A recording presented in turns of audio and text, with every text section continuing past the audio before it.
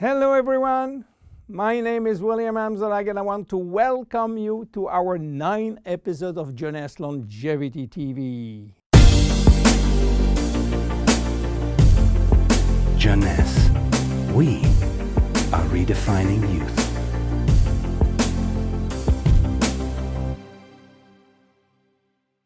Obesity, or should I say globesity. Today, obesity is a worldwide epidemic disease. There is an outrageous eruption of a worldwide obesity even in the countries where not so long ago famine was the #1 health issue. The fatness of the world is changing rapidly, and this is very disturbing because it's going out of proportion and nobody can get any control of this new epidemic. Many children become obese and then become obese adults. The diseases associated with obesity, such as heart disease, cancer, and especially diabetes, will explode. That will mean a lot of sick people all over the world. The cost in terms of death, diseases, and money spending is just astronomical. Think about today, there is in the world about 3 billion people overweight and 800 million real obese. The cost of obesity in the United States is about $150 billion per year, which is 10% of the total US medical cost. So what is the difference between overweight and obese? Overweight means that you gain only a few kilos above standard, from 1 to 15 kilos for adults. Above this threshold, you're considered as obese.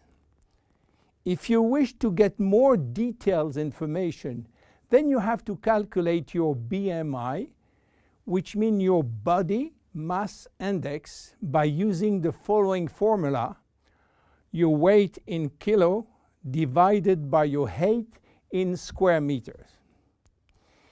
If your BMI shows score under 18.5 per square meter, it means that you need to gain weight. You are underweight. If it is between 18.5 and 25, you are in normal standard. Between 25 and 30, you are overweight, and above 30, you are qualified for obesity. Note that BMI is a standard tool which do not apply in extremes like very tall people or very small people, and also should be adapted to children. Why people become obese? It is very simple in theory, but become more complicated when we reach fat metabolism. We are gaining weight or fat when we eat more that we spend in terms of calorie, or when we spend less than we eat in terms of calorie. So how do we get energy? The body will get energy only from the food, knowing that 1 gram of carbohydrate will release 4 calories, same for proteins, but 1 gram of fat will release 9 calories. So all depend on how much you eat and what kind of food you eat. If the food is rich in fat or in protein or in sugars. Now, how do we spend energy? There are 3 ways to spend energy. The first one is what we call basal metabolism, which is the necessary energy required to get our body working and all our million of chemical reaction working and working properly. This requires approximately 1 calorie per kilo and per hour. So if you weigh 60 kilo, you will spend in 24 hours 60 multiplied by 24 equal 1,440 calories per day. And this is good news because you have no control on that. The second spending is the necessary energy to fight against heat or cold. And these depend on the environment and the way that you are protected against heat or cold. It is called thermogenesis. And again, you have little control on that. The third one is the energy required to move your body, and that is entirely up to you. This is to say that physical activity is the only controllable way to spend energy. We will see later that this very simple way of gaining or losing weight is influenced by many, many other factors, and especially the control of fat metabolism by a sophisticated group of hormones. So why such epidemic? To understand, we have to go back 20,000 years ago. As surprising that it can be, our genes have not changed for the last 20,000 years. At this time, life for humans was quite difficult. In fact, life was based on food availability, and food was really available only during spring and summer. The rest of the time, no food, almost famine.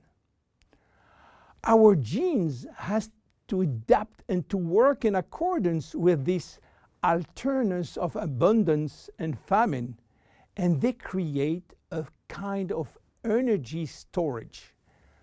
The fat cell was born. This cell has the capacity to storage all kind of energy derived from fat, from carbohydrates, and even proteins. It can increase 50-fold its size and retain energy in the form of triglycerides. Because of uncertainty of food availability, our genes were oriented toward the saving mode, which means that every time we eat, all the energy coming from the food was oriented in the storage facility. What happened 20,000 years later? Our genes are still oriented towards saving mode, but there is no more famine. On the contrary, the new society offers an extreme abundance of food rich in calories, and that all over the year. And guess what happened? Everything is going first in storage. And once in storage, it is very difficult to get out. You understand now why it is very difficult today not to gain weight or fat. But there is another factor. 20,000 years ago, in order to bring food at home, men were hunting, fishing, or climbing trees to get fruits. And that was a huge energy spending mode. Today, with a new technology created for lifting heavy items or escalator or elevator, we reduce drastically our energy spending. You understand now why it is so easy to gain weight or fat. What are the consequences of obesity in terms of health and longevity? To make a long story short, it is a disaster. Being and staying obese will lead to a long list of chronic diseases, including cardiovascular disease, diabetes, cancer, metabolic syndrome, and consequently a drastic shortening of life. That will not account for the uncomfortable physical, emotional, and mental consequences of being heavy for ourselves and for our relationship. In terms of aging, obesity is shortening telomeres, increasing DNA damage, and reducing stem cell pool. So what to do for reducing obesity? Obviously, it is quite difficult considering the worldwide effort of the medical community with so small results. Health authorities are repeatedly organizing campaigns to inform people about the consequences of eating too much sugar or fat or the lack of exercise. But the food industry until now do not help and still putting on the market food rich in bad sugar and bad fat. The first step is to be convinced that improving your lifestyle, which means improving your nutrition, your physical activity, managing your stress and your emotion, in order to stop impulsive eating, will be a very good action to preserve your life and your longevity. The second step will be to use specific food supplements to help managing your fat metabolism and rebuild the muscles that you lose when lacking exercise. This is why Jeunesse decided to create a new line of product specially designed to counteract craving, to help fat metabolism, and to reduce muscle loss. Be with us in our next episode dedicated to the Zen Body line. My name is William Amzalag, and I will see you on our next episode. Thank you.